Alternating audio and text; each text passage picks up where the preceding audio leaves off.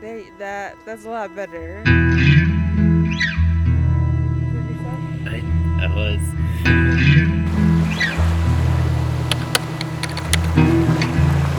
This is truly one of the most unique destinations in the world.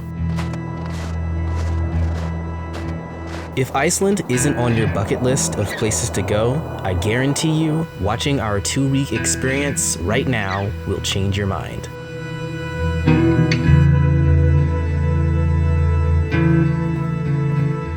Honestly, there wasn't a single day or destination that was disappointing or without beauty for our entire stay. Well, there was one, but I'll get to that later. Our Iceland experience started in Reykjavik.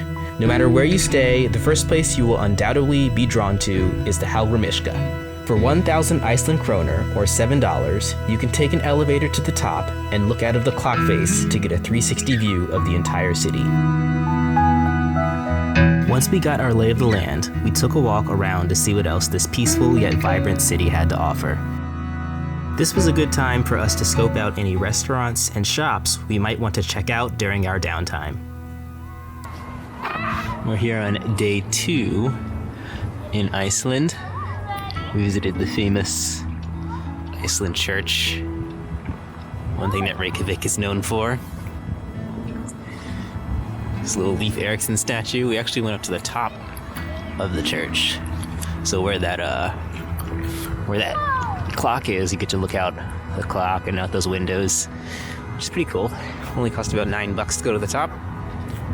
And now we're gonna walk to the Rainbow Road. It should be not too far from here. Pretty close. Let's go. Hot chocolate. They have a lot of these decorative buildings everywhere too. Lots and lots of painted buildings which look really nice. At least this is the main street, so don't expect all of Iceland to look like this. This is just the touristy part of it. Oh yeah. Check that out.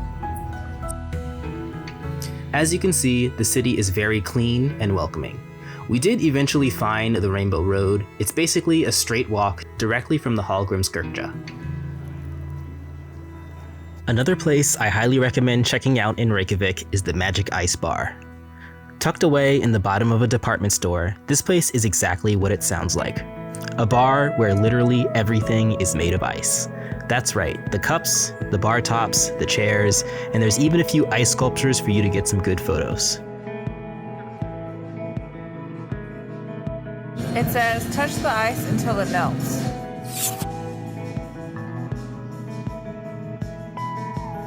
It's melting! The entrance fee's a little pricey, but if you've never been to an ice bar before, I think it's worth it.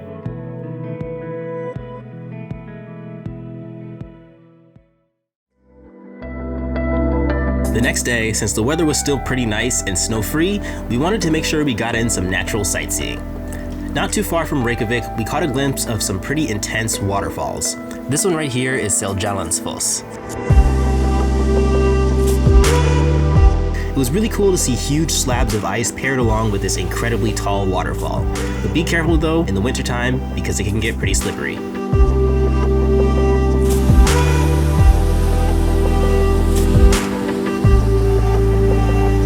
Another waterfall that we got pretty up close and personal with is Skogafoss. After climbing hundreds and hundreds of steps, we got to stand basically at a bird's eye view looking down at this massive waterfall.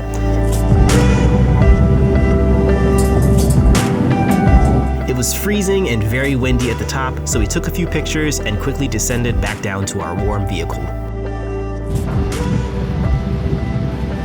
Unfortunately, it's impossible to see all of Iceland's wonders of nature in a single day.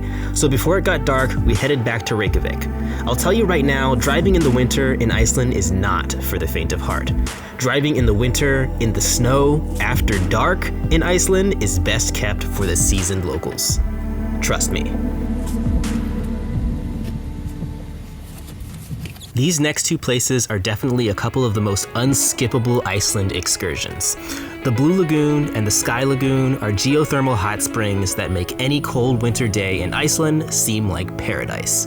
Both are located slightly off the beaten path, so you won't have any noise or sound pollution ruining the immersive experience.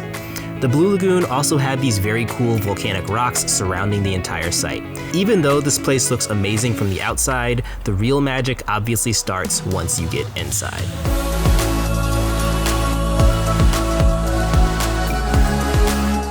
You can immediately tell why this place is called the Blue Lagoon. There's a very large area to wade around and relax in. At no point did it feel like it was overcrowded. They also have a surprising number of activities inside. There's cold baths, storytelling, a sauna, and even a couple bars to enjoy drinks while you're soaking. Oh, it's delicious and cold.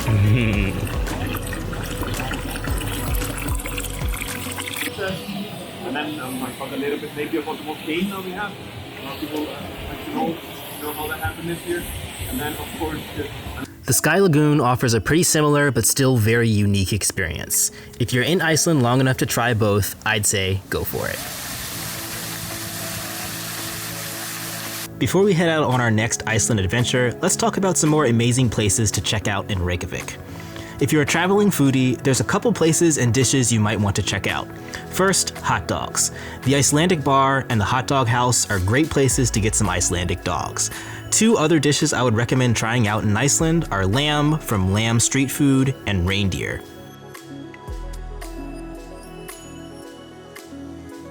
Another thing we noticed is, unlike the food, Reykjavik seems to be more of a cat place than a dog place. So do yourself a favor in your free time and check out Cat Cafe.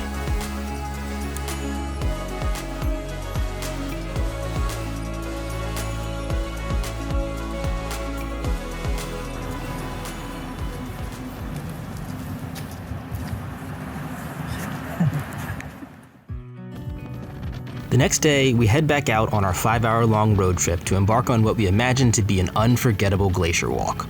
We planned some quick stops along the way, but by now, the roads were quite snowy and our little car didn't have 4-wheel drive, so we could only see a few. We are walking as fast as we can to a plane crash. We started, well, you can't even see our car, but way back there. And we still have a ways to go. If you stop to see the plane wreck, there's an option to take a pretty expensive bus ride or to walk the path. Be warned though, the walking path will probably take 1 hour and 45 minutes walking back and forth. And that's if you're speed walking. So if neither of those options sound very good, you're better off skipping this one. Black Sand Beach looks like it's straight out of a postcard. This place looks absolutely amazing in the wintertime covered in snow. See for yourself. Further down the road is Diamond Beach. Oh, hi. Hi. We made it to Diamond Beach.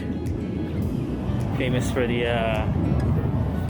chunks of ice in the black sand and the glaciers that we passed on the way here. I'll show you on the way back.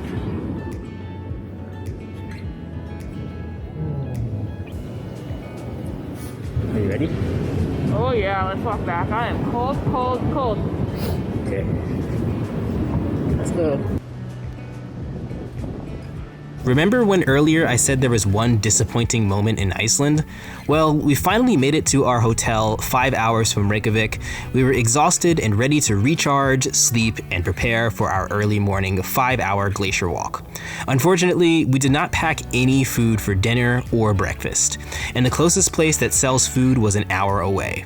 And to top it off, they did not open until after our tour started in the morning. We decided we could not do a 5-hour hiking tour with hungry bellies that have not eaten in over 15 hours. So the next morning, we had to forfeit our long journey and $350 tour to turn around and get some breakfast. But there was a silver lining. We went ahead and booked a single night at Hotel Ranga, one of the best places to see the Northern Lights. Now we're in Hotel Ranga to see the Northern Lights. Hopefully they come out tonight because we're only here for one night. And they have hot tubs outside. Looks like a real bear pelt. Ready? Yeah. 1, 2, 3, go! Oh no, this was a bad idea.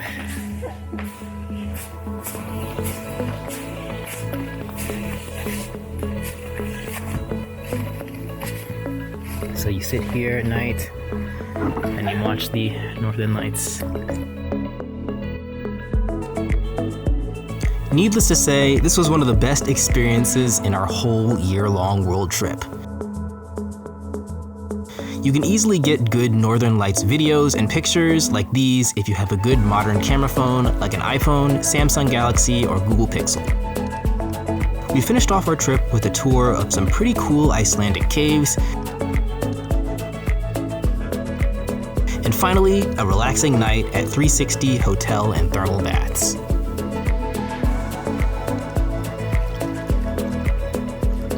I hope you guys enjoyed the video. If you want a more detailed account on where we stayed and what we did, check out our Patreon or howtoworldtrip.com. Stay tuned for our next video where we will be exploring the wildlife-filled Costa Rica. Thanks again for watching How to World Trip.